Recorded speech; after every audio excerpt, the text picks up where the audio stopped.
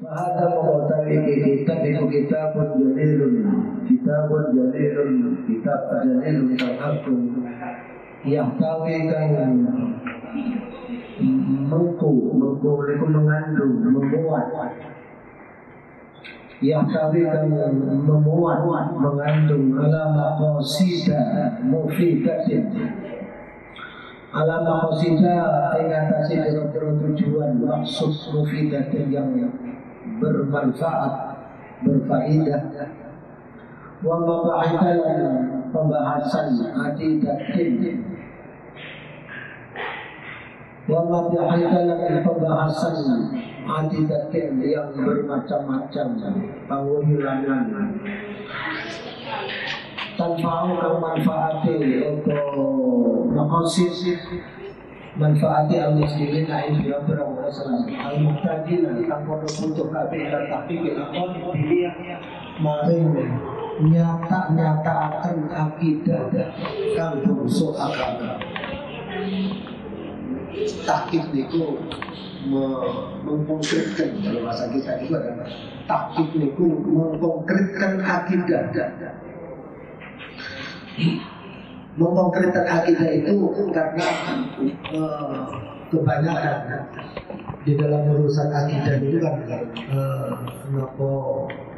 berkenaan dengan hal-hal yang gaib, berkenaan dengan hal-hal yang gaib, keimanan kepada Allah Subhanahu Wa Taala. Itu ditahqiq. Tahqiq itu ada dinyatakan sehingga iman kepada Allah Subhanahu Wa Taala itu ada pembahasan yang mendalam. Wa ila ijtima' lan marang kumpul bil firqati kelawan golongan. Bil firqati kelawan golongan, kelompok-kelompok firqah an-najiyati kang selamat. Kelompok-kelompok yang selamat niku alladzina, yaitu kelompok-kelompok mutai alladzina itu ahli sunnah wal jamaah. Ada kelompok yang bersinggungan dengan kelompok-kelompok itu, tetapi ada pembatasnya. Kelompok yang selamat itu di sini hum ahli sunnah wal jamaah, disebut dengan an-najiyah. Tetapi ahli sunnah wal jamaah itu di dalam prinsip ahli sunnah wal jamaah yang kita anut itu kan memang ada aspek keagamaan dan ada aspek organisatoris. Aspek keagamaan itu kan yang namanya ahli sunnah wal jamaah makna asasi. Jadi apa yang dilakukan itu adalah sesuai dengan apa yang dilakukan oleh kanjeng Nabi dan para sahabatnya kanjeng Nabi. Itu secara umum dan secara ahli sunnah wal jamaah. Nah, ketika bersama prinsip bersama kanjeng Nabi dengan para sahabat itu, maka di situ ada pemahaman perkembangan untuk soal apa kalau kita sampai ke kita ini ada mengalami perubahan sebuah pemahaman ahli sunnah wal jamaah. Kalau tambahan ahli sunnah wal jamaah ada lagi misalnya ada tambahan. Kalau an-nahdiyah itu juga ada tambahan lagi al-induni. Ada ciri-ciri khas. Itu kan tambahan-tambahan dalam kalau kita menyebutkan itu adalah supaya dari pemahaman ahli sunnah wal jamaah ini supaya ada ciri-ciri khas. Walaupun pada ciri khas itu ada sebuah pemahaman terhadap ahli sunnah wal jamaah, memang secara umum pemahaman ahli sunnah wal jamaah itu ada pada sebuah cara pandang berpikir. Cara pandang berpikir itu ada di dalam yang kita pakai di dalam yang populer lingkungan Nahdlatul Ulama itu adalah al-hujjah akidah fikih. Ahli sunnah wal jamaah ini ketika memasuki di dalam pemahaman pada konteks tertentu, maka ada Kaidah fikih menyebutkan dia yang banyak kita pakai itu ada al-hujjatu dan haitsul dalil. Al-hujjatu dan haitsul dalil itu adalah argumentasi dari sebuah kekuatan analisa dalil niku menggunakan argumentasi yang rasional. Jadi al-hujjah menggunakan argumentasi yang rasional. Nah, yang rasional maka menjadi perebutan pemahaman dari orang semua yang mengaku Ahlussunnah wal Jamaah. Ada sebuah pemahaman al-hujjatu lil haidul dalil yang rasional. Yang rasional itu dalilnya itu apa? Tetapi di lingkungan Nahdlatul Ulama wal amal min haidul akhlaq. Wal amal min haidul akhlaq itu yang dilakukan perilaku yang dilakukan amal perbuatan yang dilakukan min haidul akhlaq itu ada semacam pilihan-pilihan tertentu. Pilihan-pilihan tertentu itu yang niku yang banyak dikemas kalau di kita ini adalah al-amal min haidul akhlaq niku versi Nahdlatul Ulama. Tetapi yang an-najiyah ini jangan sampai diklaim kelompok ahli sunnah wal jamaah yang selamat. Yang selamat ini jangan sampai melampaui batas itu. Sekolah aja. Kita ini ketika selamat kan di dalam pemahaman kita sudah banyak tahu tentang ada 7 setakat umat yang alasan ilasamina tadi itu ada kalau bahwa di dalam hati itu kan umat kanjeng Nabi ini adalah dibagi menjadi beberapa kelompok, yaitu Islam semua kan, Islam yang 73 itu ya. Jadi semuanya itu masuk neraka. Jadi ilah wahidah. Ilah wahidah itu satu. Jadi ditanya siapa wahidah itu? Wahidah itu an-najiyah. An-najiyah itu siapa? An-najiyah itu Ahlussunnah wal Jamaah. Pemahaman an-najiyah Ahlussunnah wal Jamaah ini jangan sampai melampaui batas untuk memvonis orang neraka itu. Ini yang kadang-kadang kita nopon itu jenenge di kelompok-kelompok lain itu jadi dianggap bahwa itu adalah neraka. Nah, ketika orang itu selamat, maka masuk neraka ini sudah kewenangan Gusti Allah itu. Jangan terus kita melampaui batas. Jadi kalau supaya tidak menjadi pemahaman yang radikal gitu. Mengapa? Sebab untuk memvonis orang masuk neraka itu kewenangan Gusti Allah itu. Tapi kita kadang-kadang ada neroko-neroko. Lah, kula ece ini ya, dunia niku enten guru kula ora tetep niku. Nah, kalau ada orang yang sekarang juga yang banyak di medsos yang beredar itu meminta fitnah ada orang kalau fitnah itu kan dianggap tidak selamat. Kalau dengan bahasa yang vulgar, bahasa pondok kampungan, nah, sampai itu menuduh orang mlebu neraka itu nerakane bagus lah. Sampai, nah itu kan berarti kan sudah tidak rasional lagi pemahaman-pemahaman seperti itu. Makanya kita ketika ada ketemu dengan kelompok an-najiyah ini, kita an-najiyah ini memang kelompok yang selamat. Tetapi selamat ini kelompok-kelompok yang selamat adalah Ahlussunnah wal Jamaah. Ahlussunnah wal Jamaah itu amaliyahnya sesuai dengan kanjeng Nabi dengan para sahabat. Cuma ketika orang itu memahami bahwa kelompok Ahlussunnah wal Jamaah yang selamat, jangan sampai melampaui memvonis orang tidak selamat sehingga orang lain masuk neraka. Gitu. Memvonis orang masuk neraka ini itu yang tidak boleh gitu. Karena itu kewenangan Gusti Allah. Neraka surga itu kewenangan Gusti Allah. Kita tidak punya kewenangan apa-apa. Jadi kalau pada emosi ini ya itu bahasa pada kampungan itu jadi betul. Jadi sing medal itu pada kampungan. Sampai neraka itu neraka bambu kan? Itu kan itu neraka Gusti Allah. Walaupun neraka surga itu kewenangan Gusti Allah. Makanya kita ketika mengklaim kita Ahlussunnah wal Jamaah itu, maka di sini an-najiyahnya harus betul-betul harus betul-betul tidak menimbulkan persoalan baru. Jadi persoalan baru, melampaui kewenangan dari Gusti Allah itu. Itu maksud ketika kita menghadapi kelompok-kelompok. Radda bihi mu'allifu, radda menolak ini sebagai pengantar dari novel kitab ini. Radda nolak bihi dalam kitab sopo alifu pengarang kitab ini yaitu Hadratul Syekh Muhammad Abdul Haddadi ala dhalalatil mubtadi'ina ingatasi kesesatan beberapa kesesatan al-mubtadi'ina biro-biro ahli bid'ah al-kadzabina kang goro kabeh. Yang goro itu artinya dia memang tidak sesuai dengan akidahnya. Wasarah halan jelasakan sapa muallif Hadratul Syekh fihi dalam kitab menjelaskan subhatil mulhidina kesubhatan penyelewengan abdalin akan kesasar. Subhat niku yang mirip betul lah. Subhat itu kan kalau di dalam konteks fikih kan hadisnya kan yang banyak muncul itu adalah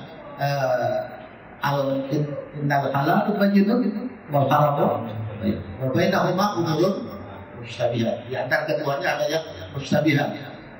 Mustabihat itu ya mirip halal kan, mirip haram atau campuran gitu, atau campuran halal ada haram.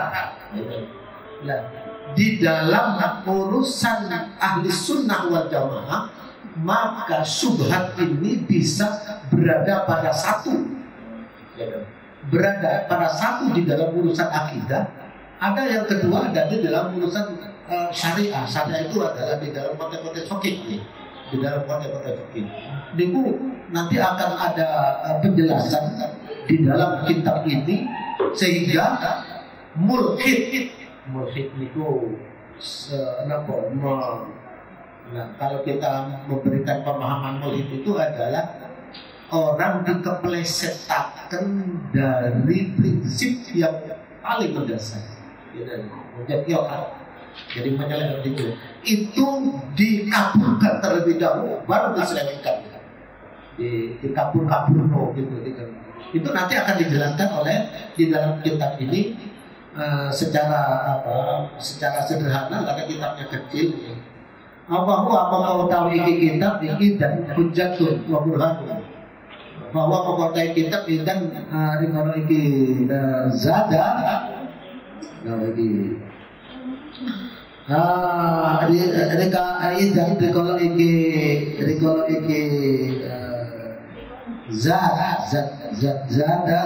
itu ya penjelasan di dalam kitab ini. Hujjah itu argumentasi wa burhanun lan dalil. Jadi wa burhanun lan dalil. Ini kok hujjah dengan dalil itu hampir sama, cuma lebih konkret burhan. Nah, kalau kita nanti menjelaskan hujjah itu alasan biasanya dipakai alasan wa burhanun lan dalil lebih konkret. Dalil yang sudah konkret itu wa taudihun dan nanti ada penjelasan lebih rinci lagi wa bayanun penjelasan rinci maksudnya. Fihi kutatapi dalam kitab muslimina izzatun kemuliaan karamatun sungguh mulia kitab ini untuk dijadikan pedoman walau latifu tetap muslimin fi dalam kitab najatun utawi selamat wa salamatun tegese selamat. Kalau berpegangan dengan kitab ini menurut Hadratul Syekh akan menjadi pedoman untuk menyelamatkan kita.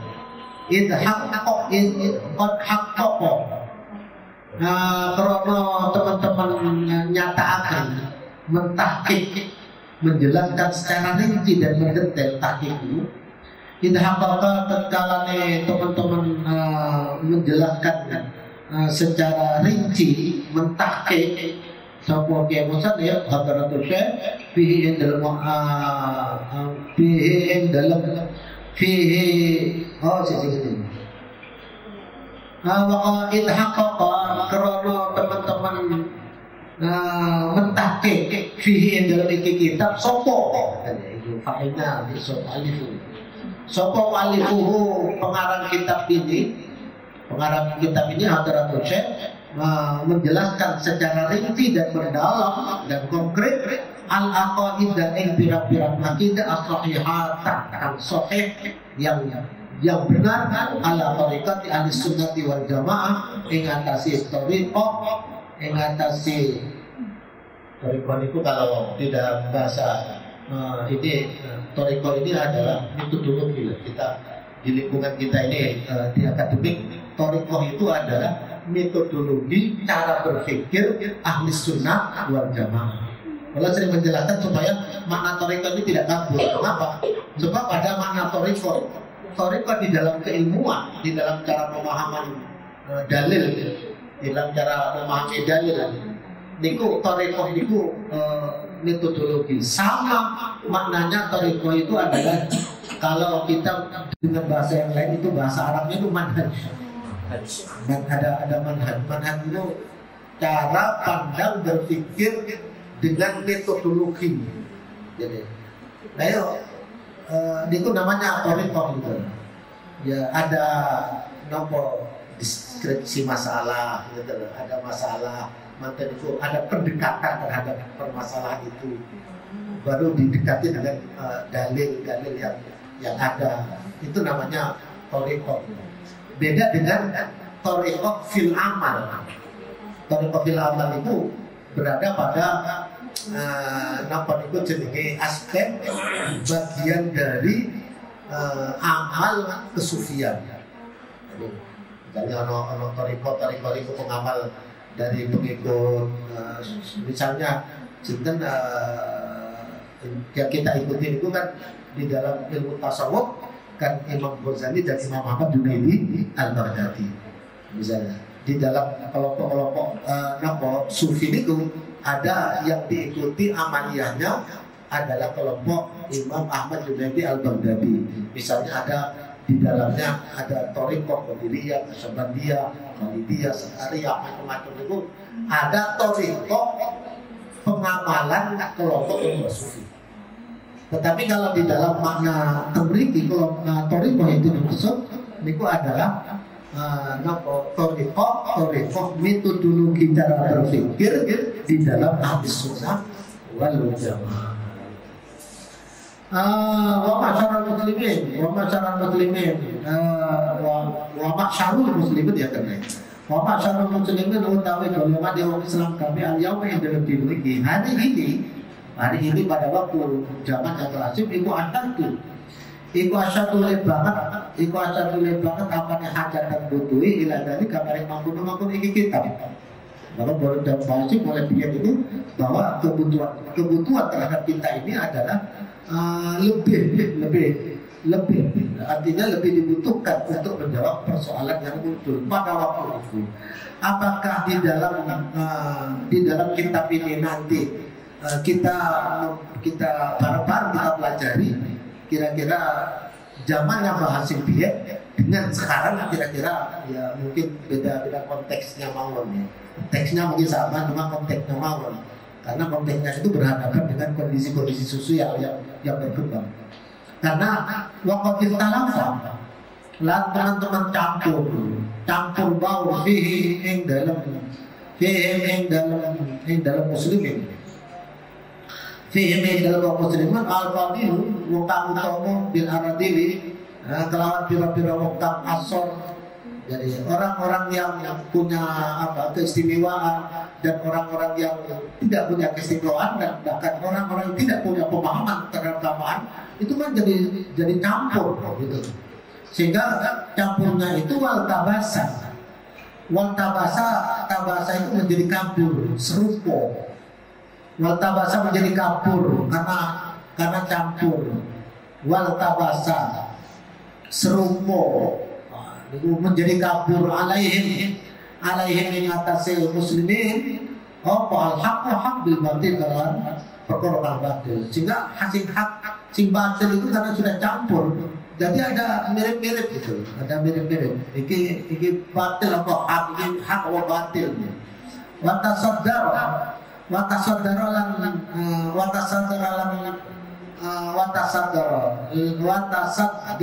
lan metu lil fatwa untuk berfatwa sapa kullu jahilin.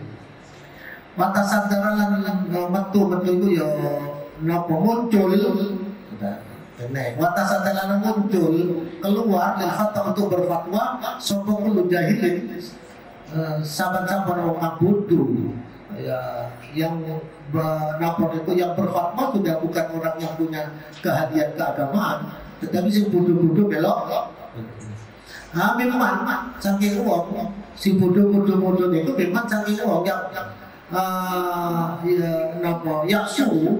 yang suruh kan cukup cerdas sempit, yang suruh itu sembrono di dalam pemikirannya, yang suruh kamu cendak sembrono, ada itu sembrono yang suruh itu cendak cepat apa idrakuhu penemuni mak anfahmi kita billahi saking memaham kita Gusti Allah Subhanahu wa taala wa sunnati Rasulillah dan sunnati Rasul sallallahu alaihi wasallam. Mak ketika mengomentari pemahaman terhadap kitab Gusti Allah Al-Quran dan Sunnah Rasul, itu memang ada metodologi yang kita pakai di lingkungan Nahdlatul Ulama itu sampai sekarang sesuai dengan bolak-balik keputusan di muktamar itu, jadi manhaj cara berpikir kita untuk memahami Al-Quran dan hadis itu memang dimulai dari proses pemahaman terhadap qaulul ulama. Qaulul ulama.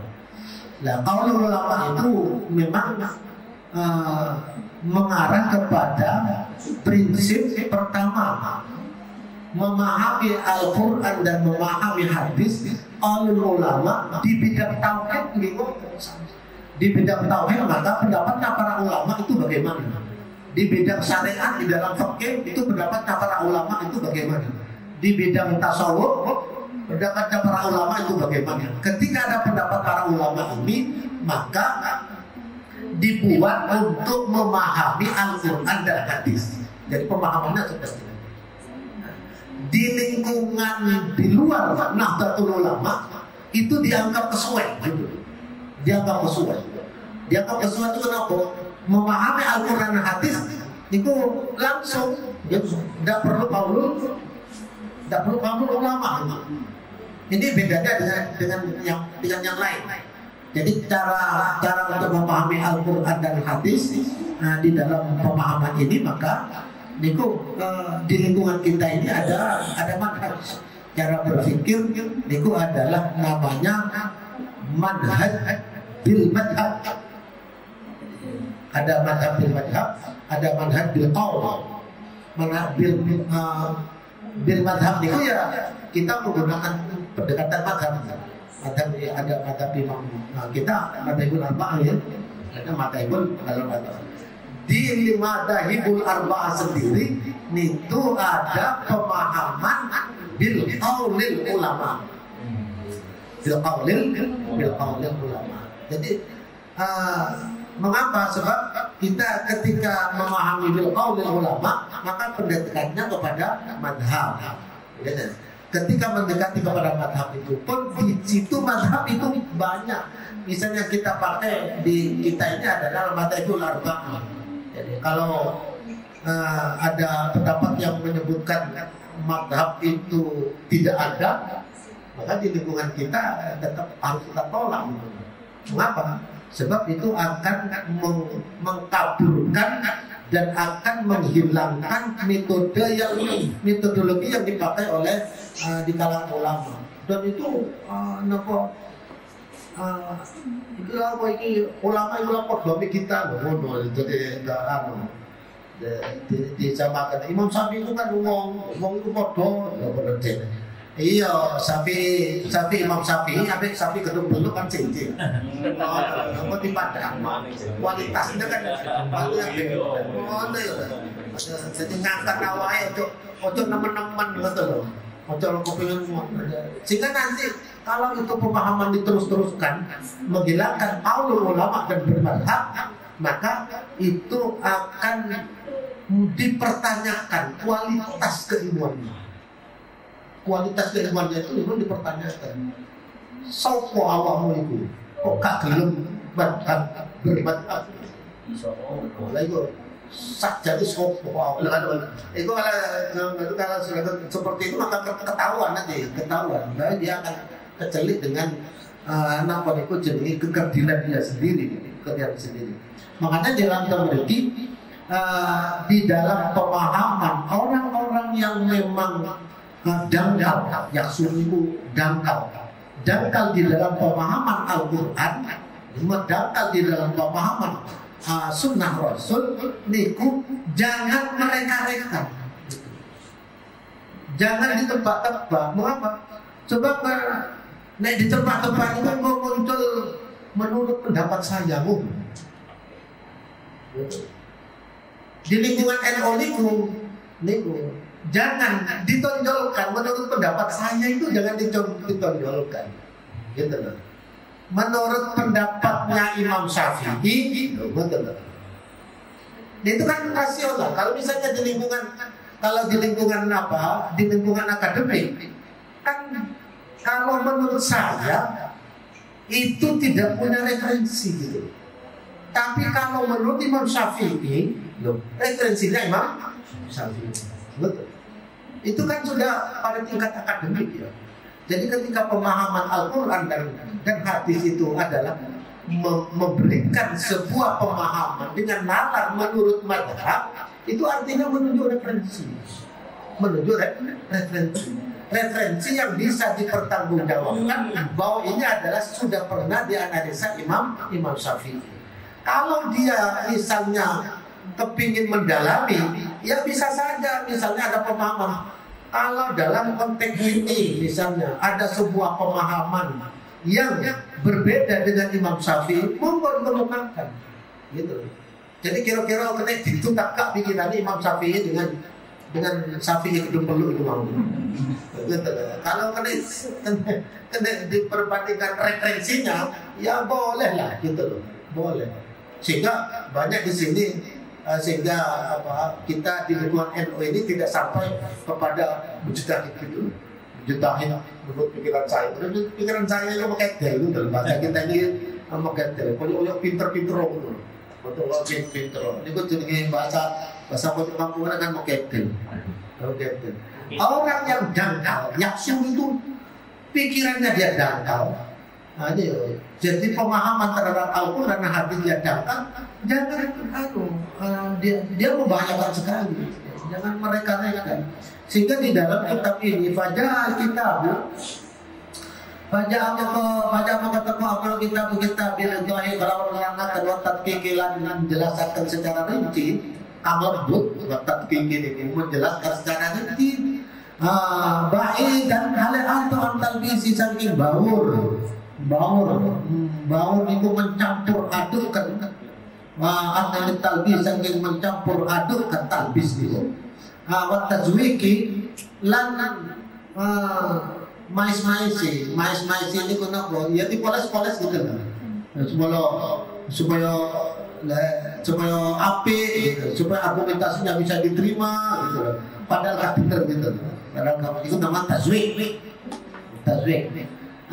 Dia betul itu supaya betul sopo muslimin apa oke udah nih saking piro-piro gode kebodohan orang lain sasar. Saya pun ngelakukan apa muslimin iku mafikin apa dok bin akwali karena Allah dan aku. Jadi di dalam kitab ini nanti ada sebuah pemahaman Ahlussunnah wal Jamaah supaya apa yang menjadi prinsip memahami Ahlussunnah wal Jamaah di dalam akwal itu nopo pendapat. Nah, pendapat ini kita berada pada pendapat yang bermadhab Nah, itu yang bermadhab. Wal af'ali, dan sesuai dengan apa yang dia lakukan. Dia pendekatannya Basim itu seperti ini. Wa kaifala hale kaya apa orang. Wa tekana lan teman-teman. Wa tekana lan teman-teman ono sapa muallifuhu pengarang kitab ini al-allamah kang banget alimi Syekh Muhammad Hakim Asy'ari rahimahullah taala. Iku min akabir ulama Indonesia.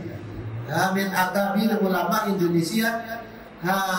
Saking luwe gede-gede nih, luwe agung-agungi pembesar ulama Indonesia, wa min muassisi Jamiatin Nahdlatul Ulama, lan dari saking pendiri Jamiah Nahdlatul Ulama, wahia utawi Jamiah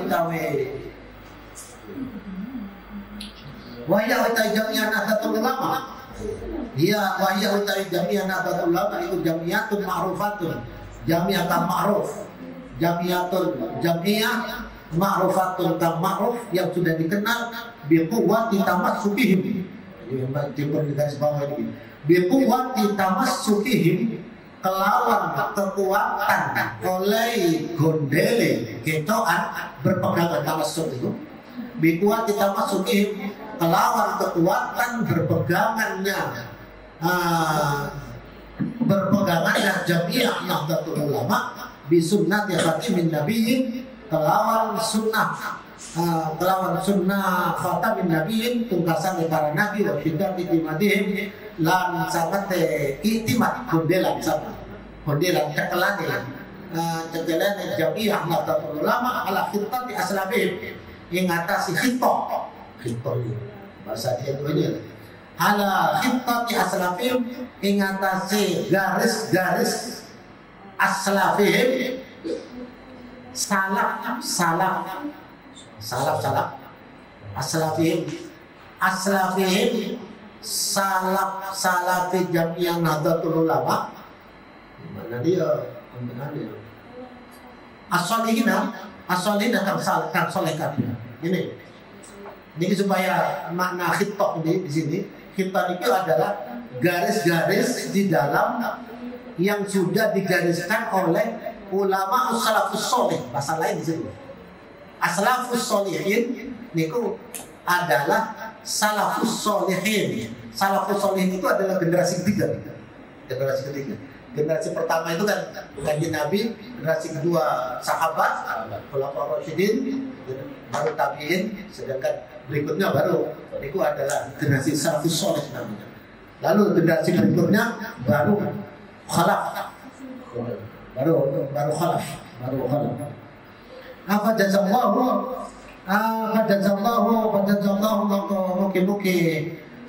mugi-mugi paring piwales sapa Allah taala mu'alifai mengarang khairan kafaru katiran kang age wa paparan, mugi-mugi ngapura sapa Gusti Allah lahu mu'allif wa lahu mu'allif wali usulihi lan mari piro-piro tiang sepae mu'allif maqru'i lan piro-piro keturunan alif innahu satamane Gusti Allah, innahu satamane Gusti Allah iku kan ana sapa Gusti Allah iku kafaran ake kadang ake ngapuran wa nafa'ala mugi bari manfaat sapa Gusti Allah bi kalam muallif wa bi ulumihi dan kelawan ilmu di muallif al muslima pada manfaat al muslimin yang Islam kabeh wa ja'ala lan mugi dadakan sapa Gusti Allah amalan muallif min ihya'i sunnati sayyidil mursalin, saking ngorep niku ya ngorep min iya jannat sayyidil mursalin, saking ngorep sunate kanjeng Rasul sayyidil mursalin. Hada utawi iki keterangan itu, hada utawi iki keterangan tentang pengantar kitab ini. Wasallallahu mungkin bareng doa rahmat takdir sapa Allah Gusti Allah ala sidina ing atas sidina sayyid kita Muhammadin wa ala alihi washabihi wasallam walhamdulillahi rabbil alamin. Itu sebagai pengantar. Bismillahirrahmanirrahim. baru masuk iki pada berat. Iki sebagai pertemuan Peter ini itu masih sebagai pengantar. Tetapi kita sudah bisa membaca bahwa isinya di dalam kitab ini adalah penjelasan tentang ahli sunnah wal jamaah menghindari dari kekaburan ketika orang itu memahami ahli sunnah wal jamaah. Sebagaimana nanti kalau menjelaskan itu, maka kita ini mengikuti ahli sunnah wal jamaah versi Nahdlatul Ulama. Tetapi kita jangan sampai memvonis ahli sunnah wal jamaah yang lain itu tidak ahli sunnah wal jamaah. Perkara kecap ya, NU ahli sunnah wal jamaah nomor si wae enggak ada ya, napa malah saat ini ahli sunnah wal jamaah yang dibawa oleh Nahdlatul Ulama ini sudah laku di mana-mana. Di dunia ini paling laris itu ahli sunnah wal jamaah Nahdlatul Ulama. Saking larisnya itu adalah sehingga Islam yang kepingin kalau ahli sunnah wal jamaah NU kalau turun Islam dari Islam. Cuma sudah ada banyak yang menarik. Ialah yang saya ingin model-model ahli sunnah wal jamaah. Kenapa jadi orang-orang di luar Islam yang Katolik, gitu, yang Kristen, nyanyi jalan wakor kabeh itu minimal. Jadi ahli sunnah wal jamaah NU itu laku di luar Islam di dalam ya itu maksud di dalam kitab ini nanti mengarah ke sana. Walaupun nanti di dalam kitab ini ada aspek akhirat tentang cerita di kiamat macam-macam itu ada pemahaman terhadap Ahmadiyah yang kita lakukan. Ini sebagai pengantar, mudah-mudahan nanti di pengajian berikutnya ya sudah masuk di dalam pembahasan di dalam kitab ini. Al-Fatihah. Ya karena mudah